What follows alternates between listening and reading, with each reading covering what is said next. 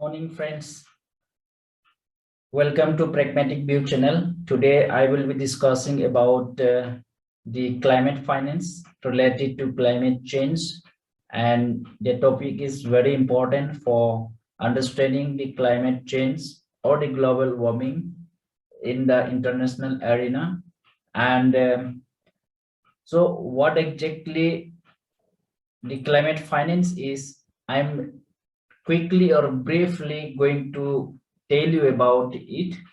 So if I go by the simple definitions of what is climate finance, the climate finance basically refers to local, national or transnational financing drawn for public, private and alternative source of financing. This is what if I say the brief or the simple definitions of climate financing. And if I tell you more about it, and actually the climate finance seeks to support mitigations and adaptation actions that will address climate change. Okay, and the United Nations Framework Conventions on Climate Change, UNFCCC, the Kyoto Protocol and the Paris Agreement call for the financial assistance from the countries which with more financial resources to those that are less endowed or have less resources and are more vulnerable to the climate change. So it is basically the climate finance actually says that the developed countries should finance the less developed countries for mitigating and also adaptation plan related to climate change. This is what means the developed countries should finance. Okay, and the climate finance is in accordance with the principle of common but differentiated responsibility and respective capabilities. Okay, uh, climate change, addressing the climate change is a common responsibility, but different countries take different step or action towards the control of or the mitigating the climate change. Okay, so this climate finance basically is all about the financing or creating a fund for financing the less developed countries so that they can undertake their own mitigation plan or the adaptation plan related to the climate change. So why this climate finance is necessary? Okay, so if I talk about globally, the scale of needed investment in the climate change is that the World Economic Forum projects that by when it was estimated by 2020 last year about 5.7 trillion will need to be invested annually in green infrastructure. So the green infrastructure is if we want to build up green infrastructures, a lot of money or the lot of capital have to be invested in order to protect our atmosphere and the earth from further global warming. So the World Economic Forum has projected 5.7 trillion will require for any sort of green infrastructure. Say it may be the planting more trees and also developing technology to tap the greenhouse gases before it released from the industry to atmosphere, right? So also the current commitment of 100 billion annually is only a small piece of the 5.7 trillion amount. Okay, so it's a very small 100 billions. Okay, it's a small portion of 5.7 trillion. Therefore, the funding is needed to meet the investment. Okay, and beyond the investment also, we have to create more and more fund in order to help those countries that are not capable of financing their green infrastructure. So how this climate finance is going to work? It will going to work to mitigate the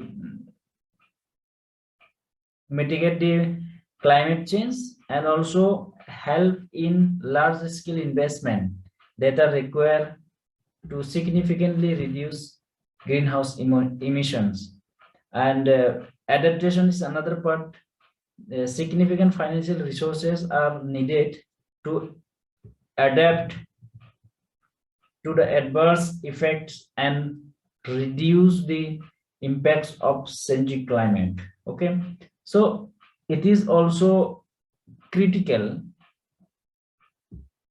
to support developing countries to build resilience to worsening climate. Okay, climate impacts, and to catalyzing private sector and climate investment. So climate finance is needed to transition the world's economy to a low carbon path, as direct government funding is scarce in the countries. So why this climate funding is required? Because, as I said before, the low growth state or the countries which have no direct government funding should have the access to the world's largest economy in their in developing the green infrastructure. So this is what I'm just briefly I just highlighted what is climate finance. So the crux is that climate finance is that it may be the national or the local, or we draw the fund from government, public or private, or any alternative sources, but it is a fund. Okay, it is a fund which should be used for developing various green infrastructure. It may be the large scale plantations, it may be developing technology to tap the carbon dioxide or any other greenhouse gases. Okay, so this is what the climate finance. So basically the climate finance is the developed countries should develop a fund which will provide the capital to the least developed countries so that they can work for their green infrastructures. So this is what in gist I would like to say, the definitions of the climate finance. So for more details, if you want to know more, please comment below and I will come up with a new video or in more detail. So stay tuned. Thank you, and subscribe to the channel. Thank you so much. ये सच्चाई हम सभी जानते हैं कि climate finance को लेकर आज तक किए गए वायदे खोखले ही साबित हुए हैं। जब हम सभी क्लाइमेट एक्शन पर अपने एम्बिशन बढ़ा रहे हैं, तब क्लाइमेट फाइनेंस पर विश्व के एम्बिशन वहीं नहीं रह सकते जो पेरिस एग्रीमेंट के समय थे। आज जब भारत ने एक नए कमिटमेंट और एक नई ऊर्जा के साथ आगे बढ़ने का संकल्प लिया है, तो ऐसे समय में क्लाइमेट फाइनेंस और लो कॉस्ट क्लाइमेट टेक्नोलॉजीज का ट्रांसफर और महत्वपूर्ण हो जाता है। भारत की अपेक्षा है कि विकसित देश जल्द से जल्द $1 ट्रिलियन का क्लाइमेट फाइनेंस उपलब्ध कराएं। आज आवश्यकता है कि जैसे हम क्लाइमेट मिटिगेशन में हुई प्रगति को ट्रैक करते हैं, वैसे ही हम क्लाइमेट फाइनेंस को भी ट्रैक करें। उचित न्याय तो ये होगा कि जो देश क्लाइमेट फाइनेंस पर किए अपने वादों पर खरे नहीं उतरे, उन पर दबाव बने। फ्रेंड्स, आज भारत क्लाइमेट के विषय पर बहुत ही साहस और बड़ी महत्वाकांक्षा के साथ आगे बढ़ रहा है। भारत अन्य सभी विकासशील देशों की पीड़ा भी समझता है, उन्हें साझा करता है और उनकी अपेक्षाओं की अभिव्यक्ति भी निरंतर करता रहेगा। कई विकासशील देशों के लिए क्लाइमेट चेंज उनके अस्तित्व पर मंडरा रहा है, एक बड़ा संकट है। हमें दुनिया को बचाने के लिए आज बड़े कदम उठाने ही होंगे। यही समय की मांग है और यही इस फोरम की प्रासंगिकता भी सिद्ध करेगा। मुझे विश्वास है कि ग्लासगो में लिए गए निर्णय हमारी भावी पीढ़ियों का भविष्य बचाएंगे और सुरक्षित और समृद्ध जीवन का उपहार देंगे। अध्यक्ष जी, मैंने समय अधिक लिया, आपसे मैं क्षमा चाहता हूं, लेकिन विकासशील देशों की आवाज उठाना ये मैं अपना कर्तव्य मानता हूं, इसलिए मैंने उस पर भी बल दिया है। मैं फिर एक बार आपका बहुत बहुत धन्यवाद करता हूं।